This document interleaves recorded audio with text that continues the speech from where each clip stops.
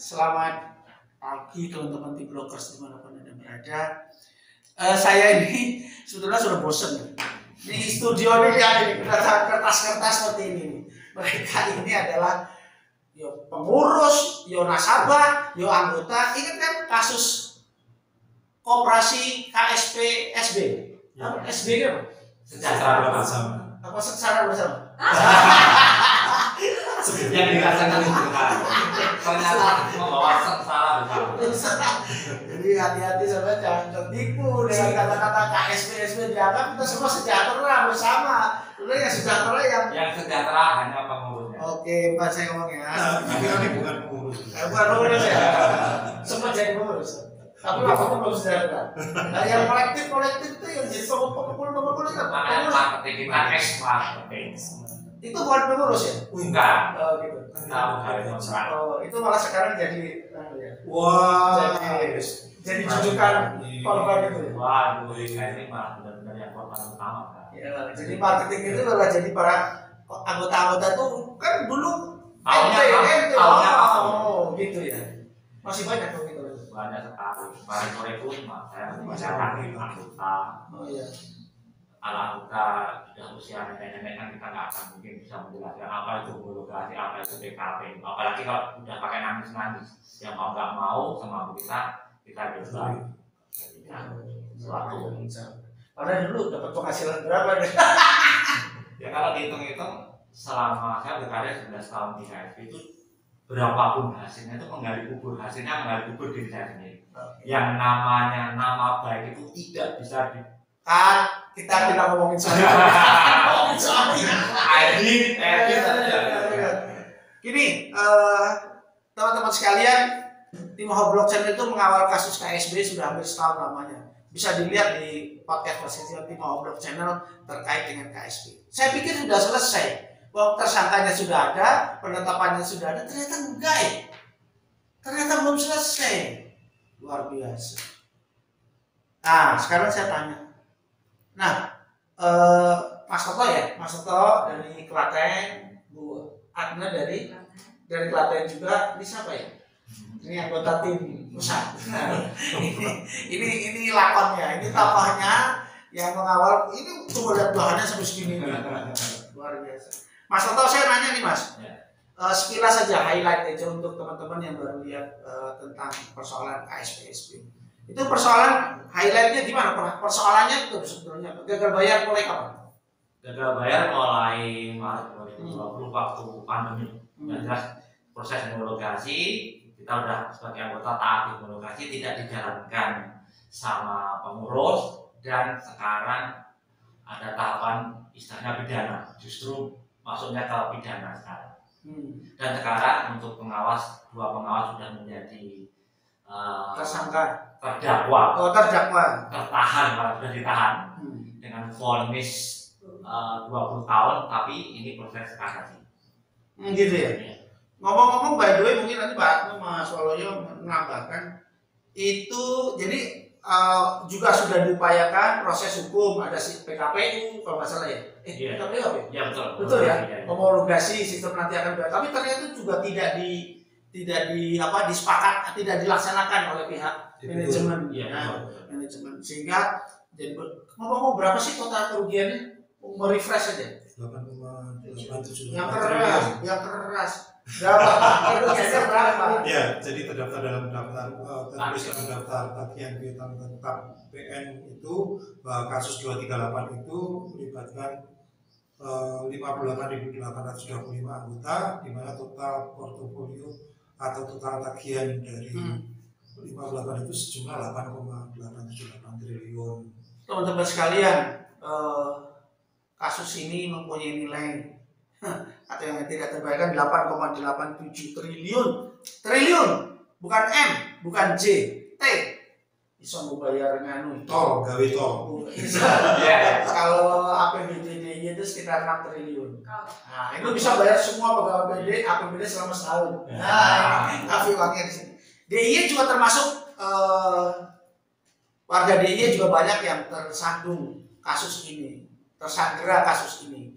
Kalau nggak salah orangnya ada sekitar hampir 10.000 kalau nggak salah. 10.565. Ya, kemudian total tagihan dalam portofolio DIY itu sekitar 530 miliar.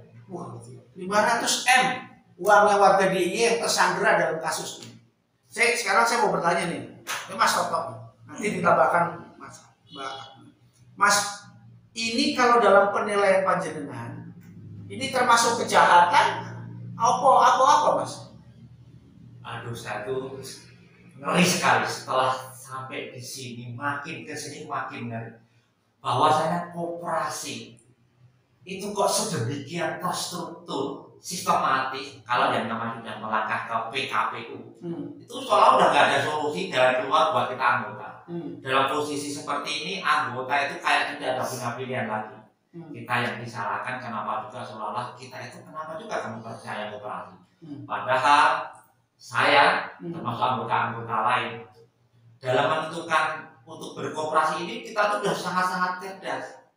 Kita ikuti, kita mencari sumber informasi, kira-kira koperasi mana yang bisa dipercaya, karena kebetulan Majalah Peluang itu bekerja sama dengan Kemenkop mengeluarkan 100 koperasi besar, dan KSP di sana. Nomor tahun berapa itu? Buku itu terbit mulai tahun 2012, diperbarui lagi tahun 2015, 2017, dan 2021. 2021 KSPSB termasuk dari 100 koperasi besar dari kalau yang 7 ya? Kalau yang untuk buku yang terbaru, karena saya sudah tidak percaya, sehingga saya nggak beli. Tapi yang jelas di tahun 2017 itu yang launching itu Bapak Menteri Puspayoga, kita masih nomor 7. Yang tidak kalah hebat itu yang menjadi mungkin acuan kita sebagai anggota untuk mempercayakan KSP itu bukan hanya sebatas itu, ada sertifikat sehat. Dan di 2017 pengawas kita mendapatkan Wiyata Bakti Koperasi, 2019 dapat Satya Jana Wilayah. Sebenarnya itu informasi itu yang menjadikan kita percaya untuk menitipkan dana kita kelola oleh koperasi kami. Oke, luar biasa. Bu Atma juga terpesona ya dengan koperasi, sehingga ngeluarin duit juga. Dan ngajak orang. Berapa orang yang diajak Bu Atma? Kurang lebih sebenarnya nggak nyampe 30, karena saya termasuk yang terbaru kan, makanya bertiga. Saya baru join kan 2017 itu. Jadi belum 3 tahun. Jadi kalau misalnya internal itu selalu mengatakan bahwa marketing sudah diuntungkan, tidak semua demikian gitu loh. Kalau yang ikut lama, bisa jadi ya mereka ada yang menikmati kalau mau jujur. Tapi untuk yang baru-baru, yang mulai mau jatuh tempo, justru nggak cair gitu loh. Bahkan ada yang masuk itu, saya dengar di awal 2020, Januari, Maret, kan serem baru masuk langsung nggak bisa dicairkan. Ada berapa yang didapatkan Bu Atma? Berapa orang? Totalnya sih nggak nyampe 30 kalau 30 orang. Ya lumayan juga ya. Iya, rata-rata mereka nyimpan berapa? Kalau yang terbesar itu 1 orang, kalau lewat saya itu sebagai marketing 1 M. 1 M. Ada yang terkecil itu sekitar 4 juta karena ngikutin tabungan bulanan. Tapi sampai sekarang juga nggak cair, kan malu 4 juta aja nggak dibayar gitu. Luar biasa. Kita mungkin masalah lalu yang sangat luar biasa. Sekarang ini saya akan bertanya lagi, mungkin tambahin Mas Toto juga. Kepada yang sudah saya ini, beliau ini sangat intens mengikuti perkembangan dan memperjuangkan teman-teman anggota untuk mendapatkan uangnya. Saya nggak tahu maksudnya apa mengikuti secara intens itu. Apakah supaya uang simpanannya itu juga cair atau sekarang Mas Waluyo mempelajari demikian. Mas, kasus ini sekarang ini per 2023 ya, katakanlah bulan-bulan ini 2023 itu sampai di mana Mas penanganannya? Ya, kalau masalah penanganan secara institusi ya dalam hal ini adalah sebenarnya kalau kita bicara tentang regulatornya dalam hal ini adalah Kemenkop. Saya boleh saya bilang bahwa belum ada tindakan yang signifikan yang sungguh-sungguh tepat sasaran yang bisa mengantisipasi dari semua kejadian-kejadian yang ada saat ini, baik itu dari 2021 ya Satgas Koperasi Bermasalah pun sampai saat ini pun juga tidak ada langkah atau tindakan yang sungguh-sungguh tepat untuk tegas untuk bisa menyelesaikan ini, Pak. Meskipun di dalam Satgas itu ada unsur-unsur yang luar biasa, PPATK, kemudian ada kejaksaan, ada Barreskrim, ada ya banyak unsur yang bisa audit diungkap oleh mentok, tapi dalam kenyataannya tidak ada hasil. Maksudnya apa? Maksudnya upaya yang sudah dilakukan, saya pernah meliput ya, bagaimana para anggota butuh ke semua kantor, demo dan segala macam, itu upaya-upaya yang dilakukan secara fisik gitu. Maksudnya di jalan gitu, mereka beraksi, action lah gitu. Kemudian upaya-upaya hukum yang dilakukan untuk ini sudah sampai di mana dan sekarang bagaimana prosesnya, Mas? Ya, kalau secara hukumnya kan akibat dari tidak berjalannya homologasi itu kan kemudian anggota melakukan langkah pidana. Oke, langkah pidana itu sudah masuk, sudah P21 dan sekarang sudah putusan ya, sudah putusan banding ya, tadi sudah sampaikan Pak Toto tadi. Jadi kan 20 tahun penjara, kemudian denda 10 miliar, kemudian aset dikembalikan kepada anggota yang LP saja. Tapi itu kan kemudian jadi kendala, jadi polemik yang berkelanjutan terus, begitu ya. Sehingga ini kan menjadi bias, semuanya menjadi bias. Hukum di Indonesia ini jadi bias terkait dengan hal seperti itu yang mau dibenarkan, tapi malah jadi salah, yang salah malah kemudian dibenarkan, gitu Pak. Ya. Nah, saya sendiri secara pribadi sebagai anggota yang kemudian ditunjuk oleh Kemenkop ya untuk bisa masuk di dalam jajaran panitia penjaringan Balon PP itu. Apa itu? Jadi begini, dalam perumusannya bahwa ada putusan yang menyatakan bahwa pengurus pengawas ini harus diganti. Pengurusnya harus ganti. Pengurus dan pengawas. Ganti. Oke, ya, terus banyak yang itu. Tapi dan itu harus melalui proses yang namanya RAT. Ya. Rapat anggota tahunan ya Mas Toto. Ya. Udah mulai belum? Sudah. Dan sampai hari Senin. Sampai hari enggak, maksudnya hasilnya apa? Hasilnya belum. Ini baru RAT online. Hari terakhir hari Senin besok. Ada Mas Walio melihat ada triki-triki atau kecurigaan nggak di RAT ini? Luar biasa. Ya, coba cerita Mas Toto apa Mas? Sebenarnya untuk karena sebentar, RAT, rawat anggota tahunan itu kan forum tertinggi dari segala operasi, betul kan? Nah sekarang kalau kita melihat kubu lawan lah, kita pakai dua kubu lawan itu sama kubu anggota. Kubu lawannya siapa Mas? Ya kubu lawan pastinya manajemen lama. Kalau manajemen lama? Ya, karena manajemen lama kebetulan mereka yang menjadi panitia RAT. Terus gimana triki-trikinya apa? Triki-triki apa? Oh, maksudnya gini, segala kemungkinan karena emang dari pengalaman yang sudah banyak sekali RAT online dan tidak bisa dipertanggungjawabkan. Indikasi rekayasanya itu jelas, gitu. Dan segala sesuatunya kita sudah informasikan ke Kemenkop melalui Pak Daniel agar ada pencegahan. Salah satunya seperti ini. Tahun-tahun yang kemarin itu tidak dilaksanakan one boot, one access, one email. Jadi ibarat kata kalau kita sekarang ini kan semua orang pakai handphone. RAT kita, RAT online itu biasanya pakai handphone. Nah harusnya satu handphone itu satu anggota. Kalaupun terpaksa harus satu rumah mungkin nggak apa-apa, pasti emailnya berbeda-beda. Akan tetapi yang terjadi sekarang ini masih sistem yang lama.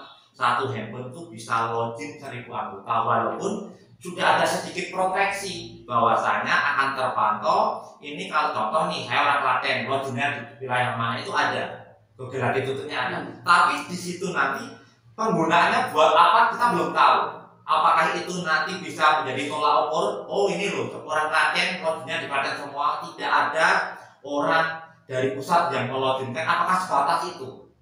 Karena dari awal sudah saya sampaikan sebenarnya dengan anggota yang sekian banyak yang yang melaksanakan tagihan PKP itu hanya 58.000, pada yang tercatat itu 186.000. Bagaimana RAT online ini bisa korum? Itu dari awal tetap saya meragukan, karena dari 88.000 saja yang punya kepentingan dengan KSB, tidak akan mungkin semua itu login. Oke, sudah teman-teman sekalian, pelan-pelan kita petani.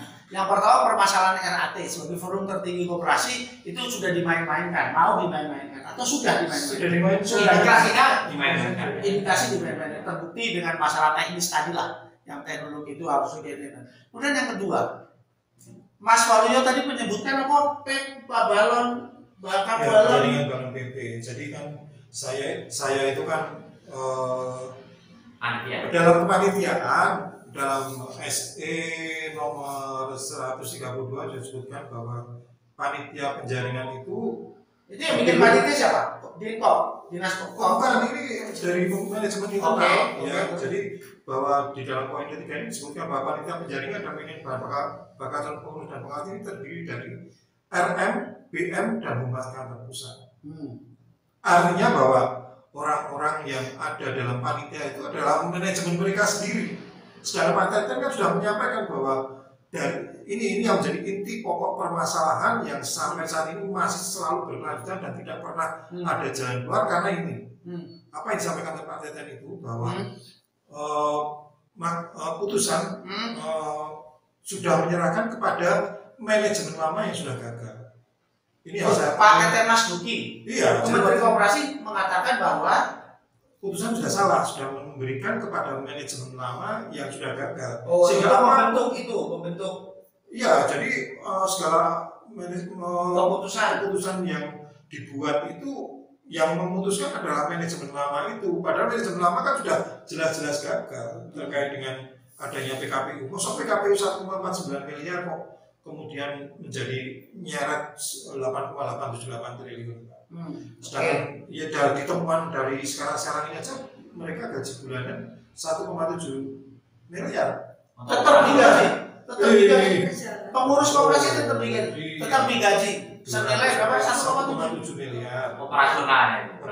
Keseluruhan. Jadi seperti ini, gambarnya seperti ini. Sebenarnya kita diseret untuk ikut PKPU itu dengan tagihan 1,5 M. Padahal di awal-awal biaya operasional keseluruhan koperasi sejahtera bersama itu 3 sampai 5 miliar. Dan sekarang sudah bertahan hampir 4 tahun karena sudah banyak merger, masih mampu untuk mengeluarkan biaya operasional 1,7 M tiap bulan. Padahal anggotanya belum dibayar. Belum dibayar. Sedangkan yang 1,5 saja tidak mampu, ini bertahan hampir 4 tahun dengan tiap bulan 1,7 mampu.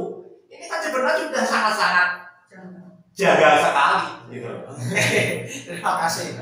Pemirsa semua sudah bisa melihat kantor masih bisa beroperasi dengan baik dengan anggaran 1,7 M setiap bulan selama 4 tahun, hampir 4 tahun, tapi dana dari para anggota malah belum terbayar. Yang lebih lucu seperti ini. Operasional yang sangat tinggi, lebih tinggi daripada yang dibayarkan kepada anggota. Ini kan menurut skema homologasi itu ya, yang dibayarkan kepada anggota. Saat ini kan tidak ada pembayaran sama sekali untuk anggota. Sedangkan untuk pengurus ataupun untuk karyawan itu selalu tertib tiap bulan. Itu kan aneh. Oke, sudah bukan aneh, lucu. Nah, Mas, kan jenengan itu orang yang paling aktif untuk menggedor-gedor lah dari semua sektor, dari koperasinya, kemudian dari dinas koperasinya, dari segala macam. Ini kenapa sih kok jabat tiba-tiba jadi tim sana? Iya. Ini jangan-jangan sebenarnya sampai itu punya udang di balik batu. Ya, ini harus klarifikasi karena saya dengar jenengan itu diajak sama dinas koperasi, koperasinya untuk masuk ke dalam kepanitiaan mereka. Itu sebetulnya apa sih yang terjadi? Jenengan mau disuap? Mau didahulukan agak ke depan biar keras. Ya, jadi begini, memang dari antara yang sering hadir ke Kemenkop itu yang vokal-vokal itu yang ada 3 yang jelas pasti adalah 3 orang dan ada 1 orang yang secara sembunyi ya Pak Herman dari Surabaya itu saya nggak tahu kenapa Kemenkop memilih saya, kemudian salah satunya saya untuk DIY dan Jawa Tengah, kemudian Pak Herman itu untuk Jawa Timur, dan salah satu lagi Pak Kopma itu untuk Jawa Barat ya, untuk Jakarta. Saya nggak tahu kenapa mereka memilih saya, alasannya apa saya juga nggak tahu.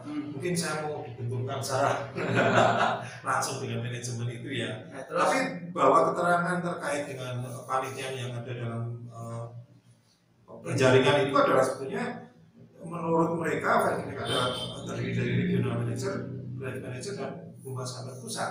Nah, terkait dengan ini mungkin karena harus mungkin karena ada perwakilan dari anggota yang dihadirkan di situ supaya ini loh anggotamu saya menjadi wakilmu gitu ya. Tapi dalam kenyataannya sebetulnya saya di sana itu kayak boneka Pak. Maksudnya? Lah ya hanya formalitas saja, karena pada prinsipnya ketika kayak kasus kemarin lah ada 11 orang yang kemudian 1 orang itu adalah saya menolak terkait dengan kandidat PP yang dari unsur RNPM, tapi kemudian diambil voting suara ya secara musyawarah mufakat, kemudian akhirnya suara saya tidak dimunculkan. Jadi yang unsur dari anggota menjadi jalan, kemudian dari mana? Tapi ketika nanti dihadapkan dengan tim lawan gitu, ketika keputusan diambil voting, kira pasti kalahnya. Karena kalahnya dari internal mereka sendiri. Jadi ngapain jenengan di situ? Ngapain? Nah ya itu saya kalau untuk kalah itu ngapain? Nah ya jadi saya cuma berpikir terhadap diri saya sendiri, mungkin saya minggu kasarnya kok tumbal ya. Sasahan. Saya tapi kita loh. Karena begini, ini loh ada wakil anggota yang ada dan saya selalu berkonsultasi dengan manajemen internal. Tapi ya dalam kenyataannya suara saya tidak dengar. Gitu ya. Nah, teman-teman sekalian, kasus ini semakin lama semakin mengkerucut, semakin mengamburadul. Coba pendapat saya. Nah, sekarang apa sih yang masih harus diperjuangkan, Mas Toto? Sebenarnya Mas Waluyo, apa sih masih mau memperjuangkan apa? Lewat apa? Kalau kami ini sebenarnya kayaknya sudah mentok ya. Karena jalur kita itu sebenarnya kan Kemenkop, pemerintah itu Kemenkop. Kita selalu menuntut Kemenkop untuk bertanggung jawab dalam hal ini. Mereka tidak bisa cuci tangan dengan apa yang telah di-branding oleh mereka. Bisa dikatakan KSB tanpa branding dari Kemenkop tidak akan mungkin bisa mendapatkan 186.000 anggota. Ya, oke, saya menambahkan dari nanti tambah ya Mas. Ini kan terkait dengan branding, Pak. Kalau saya lebih jelas lebih kepada sertifikat kesehatan. Ya, sertifikat kesehatan. Sertifikat sehat koperasi sehat. Yang ini dimunculkan oleh Kementerian Koperasi dan UKM. Jadi artinya begini, ketika saya mengacu semuanya itu dari fungsional ya terkait dengan koperasi kemudian juga tentang pengawasan koperasi tahun 9 tahun 2020 pengawasan koperasi, dan kemudian lebih detailnya lagi tentang deputi pengawasan itu nomor Dep 06 tahun 2016 ya. Kemudian saya juga mengacu pada fit and proper test, juga mengacu pada anggaran dasar koperasi itu sendiri. Ya artinya bahwa apa yang saya sampaikan terkait dengan sertifikat ini sungguh-sungguh ini bukan suatu hal yang main-main. Ya seperti kita ketahui bersama bahwa di dalam dunia kerja dan di dunia lembaga keuangan apapun itu yang namanya assessment atau uji kompetensi atau apapun itu menjadi suatu syarat utama di mana memunculkan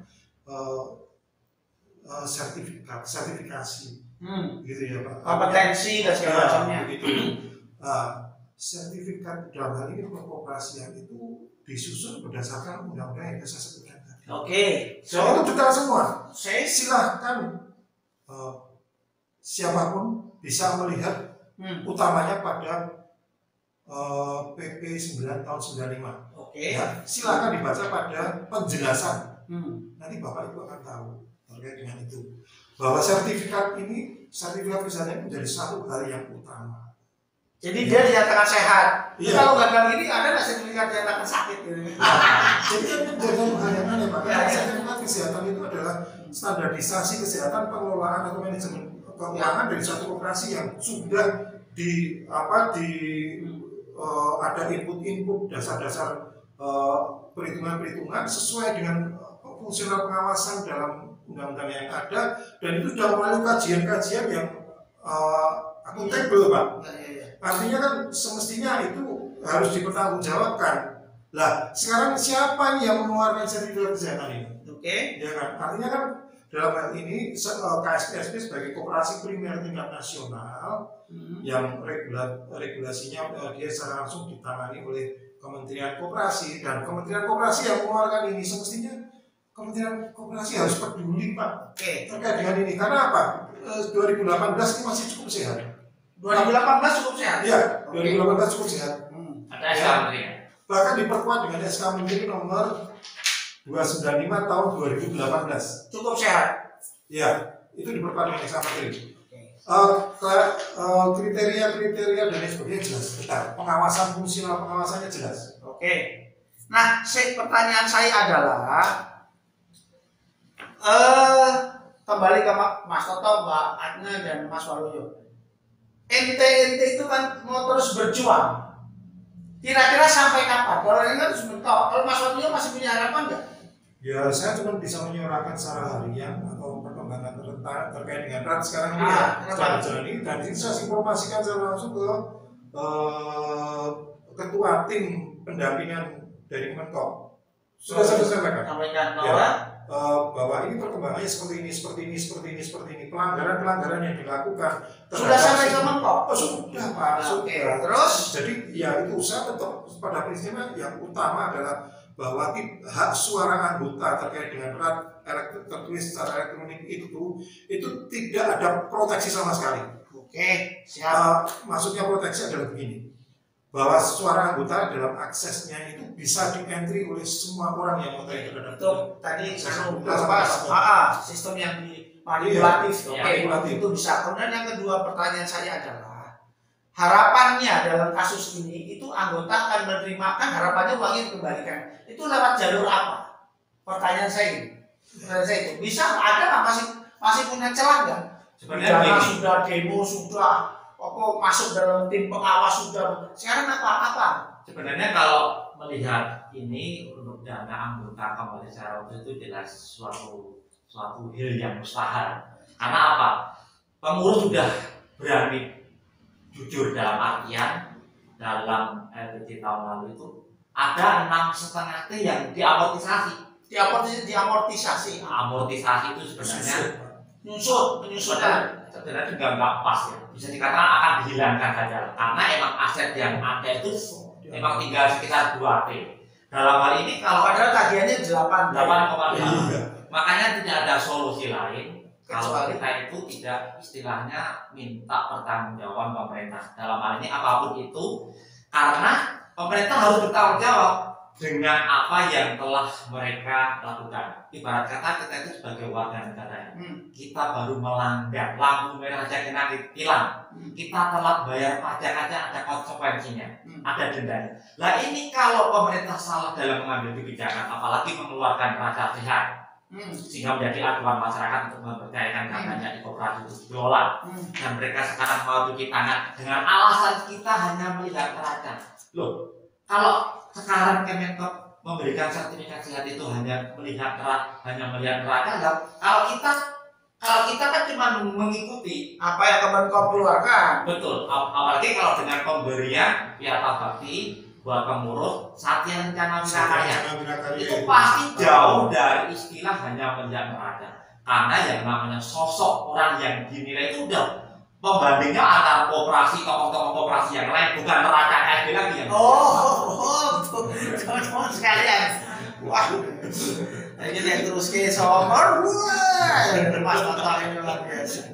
Jadi mohon informasi, mohon perhatian teman-teman di Kemenko gitu loh, ketika memberikan penghargaan kok dilihat orang sekedar dalam neracanya, ada berbagai kriteria sehingga munculkan sosok, padahal sosoknya ternyata militer gitu bahasanya. Nah, termasuk ini apa pengawasannya juga ada. Apa? RAT online ini kan pernah dapat rekor muri. Saya ingin protes nih ke rekor ini. Kalau memberikan suatu penghargaan rekor, tolong divalidasi apakah benar RAT online yang dilaksanakan KSB itu benar-benar sesuai prosedur RAT yang benar gitu loh. Tidak ada jelas rekor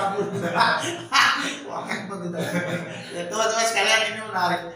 Nah, kemudian tadi Mas Toto mengatakan tidak ada jalan lain kecuali pemerintah harus ikut campur di dalam. Harus tegas. Jadi artinya buah mengembalikan menarik loh. Ada penyusutan 6 miliar, kayak 6,5 T. Oke. Oke, guys. Kemudian nanti mbaknya apa sih? Ini kan ini udah pokoknya pemerintah sudah campur karena udah gitu. Mbaknya harapannya apa?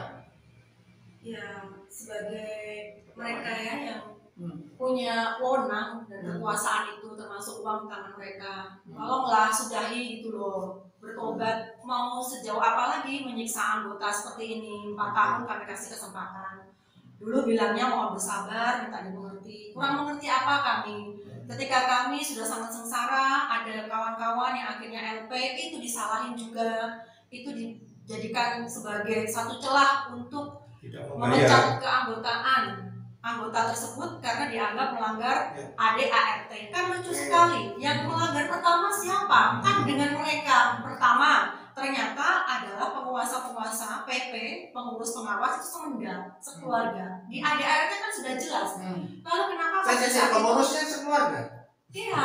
Ada tantenya, ada pamannya, ada siapa? Ada iparnya, ada kandungnya. Bahkan tahun-tahun yang ternyata sebelum saya masuk ke KSB, karena bermasalah kan jadi kita mengupas masa lalu. Kenapa sih? Terus ternyata di koperasi juga ada pengurus dinasti. Jadi ternyata ada istrinya juga waktu itu, ada tahun masuk di sana gitu kan. Kemudian saya itu berpikir gini loh, kok bertahun-tahun seperti ini betah sekali sih menyiksa gitu loh. Di mana hati nuraninya? Diperpanjang. Terima kasih mak sekali itu. Saya Mas Waluyo, ini terakhir ya. 30 menit lebih sudah ini. Mas Waluyo ini terakhir. Apa yang ingin sampai katakan? Gitu loh. Ini kan apa sampai masih mau berjuang setelah RAT. RAT kan forum tertinggi. Masih belum. Nah, kemudian mau apa yang masih akan diperjuangkan? Ya, ini sebenarnya gini, tadi saya sebut tentang RAT tadi yang Pak Dwi sampaikan. Jadi begini, terkait dengan RAT itu sendiri, saya tuh mohon maaf jujur, saya sampai saat ini pun tidak melakukan login. Tidak melakukan login. Menggunakan hak suara saya. Karena apa? Saya melihat bahwa RAT ini menjadi suatu hal yang aneh. Karena apa? Sekarang begini, terkait dengan LPG tahun 2021 yang disahkan 2022 pada bulan Juli 2022 ya, yang dirapkan paripurna 2022 itu pada prinsipnya kan belum, sepengetahuan saya itu belum disahkan oleh Kemenkop. Oh, jadi RAT yang belum disahkan oleh Kemenkop. Iya, jadi laporan pertanggungjawaban pengurus pengawas itu terbuku 2021 yang dirap paripurnakan tanggal bulan Juli tahun 2022 itu sejatinya kan belum disahkan dalam sepengetahuan saya. Karena apa? Ketika 1 minggu setelah rapat paripurna di Bogor itu, kemudian saya menghadap bersama teman-teman tim 5 di Kemenkop. Kemenkop akan melakukan, mereka meminta LPG itu dulu 30 hari setelah RAT dilaksanakan dan akan disahkan. Dan kemudian pengurus pengawas harus melakukan fit and proper test.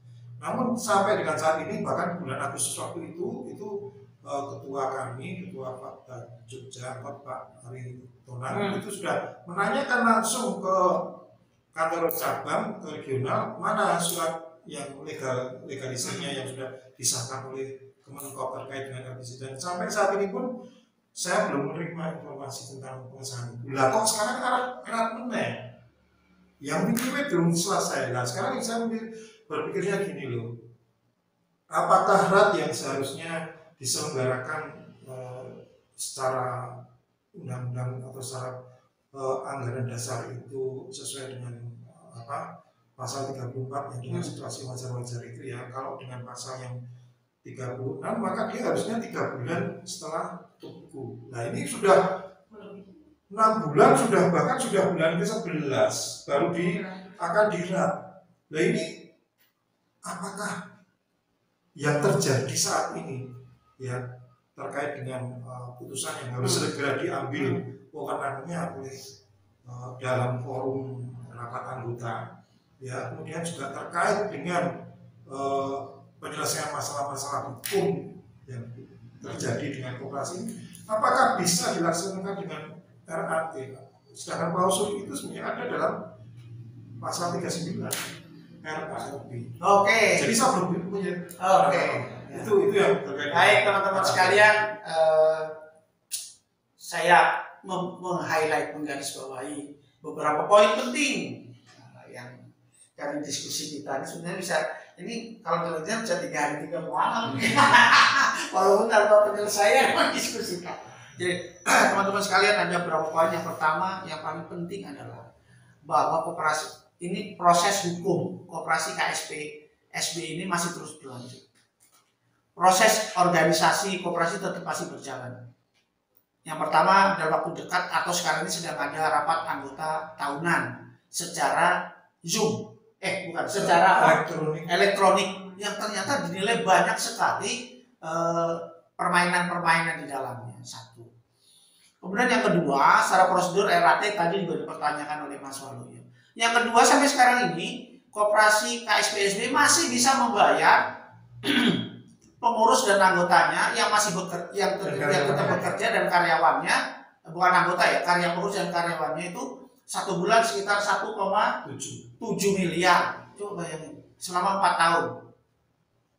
Padahal dana anggota tidak bisa dibayarkan. Tapi kenapa mereka masih tetap? Ini pertanyaan besar. Yang kemudian yang berikutnya adalah persoalan ini sebetulnya memiliki nilai persoalan sekitar 8,87 triliun. Nah, yang menarik adalah pernyataan dari Mas Toto adalah bahwa ada penyusutan aset sebesar 6,5 triliun. Nah, terus piye iki? Ada penyusutan aset. Aku asetnya itu terus digopok kan. Baik, nanti kita lanjutin deh. Sudah kita lanjut lagi pembicaraan kita tentang koperasi ini yang semakin menarik. Oh iki Mas.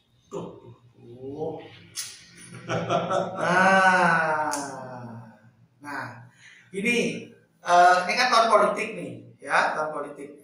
Sebetulnya saya itu cuma menanyakan apakah perlu, tapi enggak, closing statement aja deh. Mas Waluyo, apa closing statementnya? Ya, jadi begini terkait dengan apa yang sudah kami lakukan bersama. Sebetulnya ketika ini disebutkan pada Pak Wiku ini pro atau kontra. Ya, jadi itu masuk ke dalam yang membela anggota atau membela manajemen? Iya, betul. Jadi itu yang selalu saya dipertanyakan, kemudian menjadi benturan-benturan terus setiap saat. Ya sekarang dijawab aja. Saya kan menyampaikan bahwa ya baju saya ini batik merah, Pak. Merah ya, katanya ya, warna merah itu adalah kontra ya, misalkan yang pro dengan PPKSB itu putih. Itu sih kalau rasa kagak, ini soalnya sensitif ini, termasuk dinasti tadi. Ya terus gimana? Ya, jadi apa yang perlu disampaikan? Ini yang ingin saya sampaikan bahwa begini, saya dan teman-teman ini Pak, itu bukan masalah pro dan kontra, tapi sejatinya adalah bahwa upaya kami itu berupaya bagaimana caranya itu supaya duit-duit anggota itu bisa kembali kepada anggota yang jadi semata-mata memang berusaha sampai masuk ke dalam itu ya, dengan mendudukkan semuanya pada kebenaran yang ada. Jadi yang benar ya tetap benar, yaitu yang salah ya harus melakukan membenahi dan harus konsekuensi bertanggung jawab terhadap kesalahan dia sesuai dengan kapasitas dia, dan itu harus sesuai dengan perundang-undangan dan negara ini dan juga perundang-undangan secara korporasian. Baik. Oh, Itu teman-teman sekalian, duit balik. iya, teman-teman sekalian, Mas Waluyo ini sampai ditunjuk oleh Kemenkop, kemudian dia masuk ke dalam mekanisme sistemnya mereka, kemudian ikut ya, berbagai kebijakan, tetapi memang Mas Waluyo ini berusaha untuk mendudukan persoalan pada realnya, jadi tahu siapa yang salah. Tetapi memang manipulatif kasus ini, sistematik kasus ini juga sangat kuat, sehingga Mas Waluyo masuk pun, Mas Toto masuk pun itu masih berhadapan dengan tembok yang besar. Saya pikir itu.